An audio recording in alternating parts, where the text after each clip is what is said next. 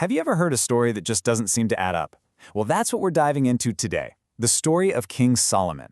I mean, this guy had everything you could possibly imagine, and yet somehow he ended his life in total despair.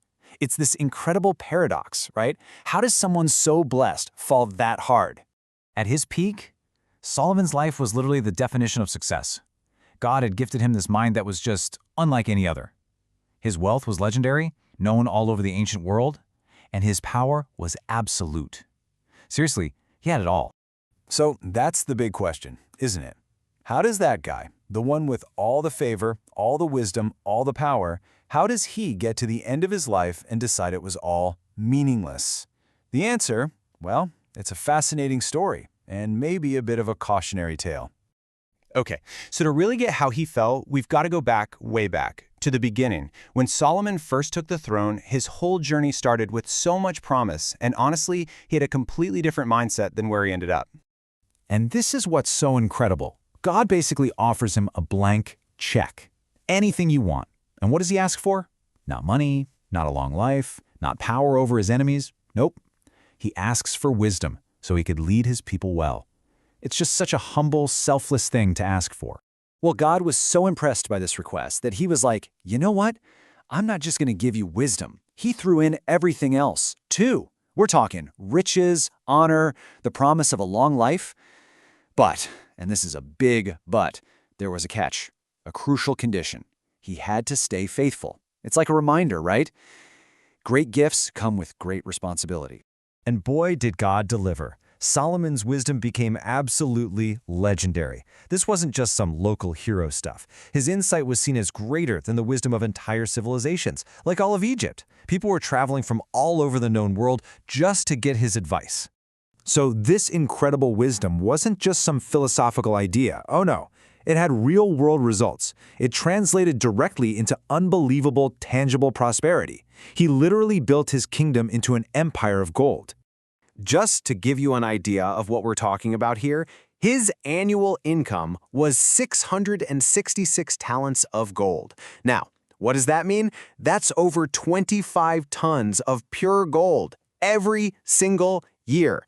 I mean, can you even wrap your head around that amount of wealth? It's just staggering. And he wasn't just hoarding it. He put that money to work. His entire reign was marked by these huge, monumental building projects. He built the Grand Temple in Jerusalem, these lavish, opulent palaces, a whole fleet of trading ships bringing in treasures. He even had a throne made of ivory and overlaid with pure gold. The whole kingdom was just dripping with wealth. You know, there's this great story about the Queen of Sheba. She was a powerful ruler in her own right, and she'd heard all these rumors about Solomon, so she travels this huge distance to check it out for herself. And when she gets there, she's completely blown away. She basically says, wow, the stories I heard don't even do this justice, not even half of it. But here's the thing. Right at the absolute peak of all this prosperity, that's where the story takes a turn. Because hidden underneath all that success, the seeds of his downfall were already being planted. It's kind of scary, isn't it? It just shows how a few small compromises can start to chip away at even the strongest foundation. So what was the problem? It all started with politics, really. To make these alliances with other nations, Solomon married foreign women. And not just a few. We're talking a lot of them. The number is just insane. 700 wives, most of them princesses, plus another 300 concubines. And here's the kicker. This wasn't just a lifestyle choice. It was a direct, clear violation of a command from God. God had specifically warned kings, hey, don't take a bunch of foreign wives, because they will turn your heart away from me. And Solomon, the wisest man on earth, completely ignored the wisest advice he could ever get. The irony is just painful.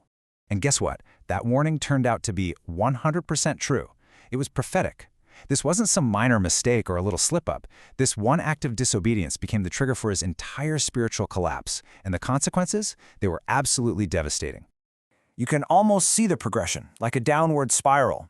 First, it was just the influence of his wives, slowly pulling his heart in a different direction.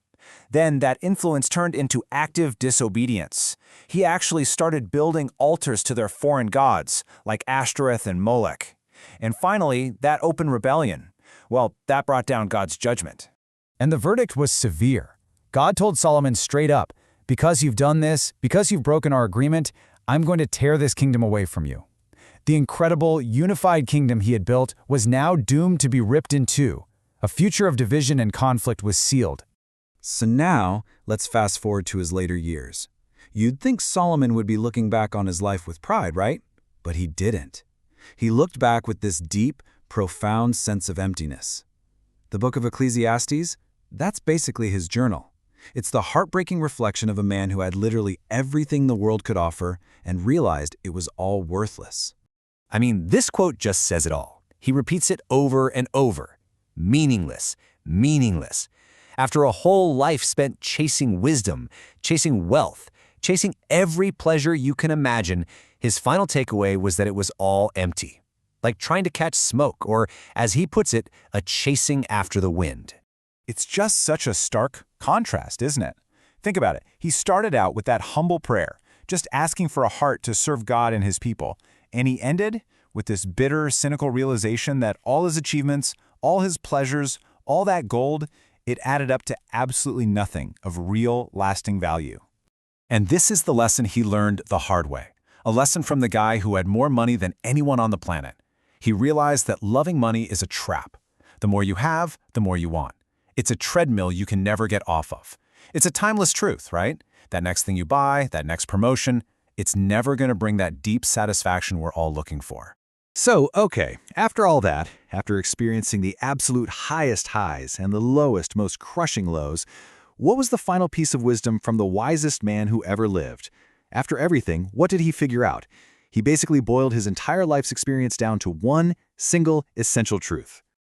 This was it. His grand conclusion. After everything he did, everything he saw, everything he learned, he said all the complicated stuff, all the chasing after pleasure and knowledge, it's all secondary. The only thing that truly matters, he said, is this: fear God and keep his commandments. That's it. That's the whole point. You know, Solomon's story is such a powerful reminder that it's not how you start that counts, it's how you finish. A brilliant beginning doesn't guarantee a strong ending. And his life really makes you stop and think, doesn't it?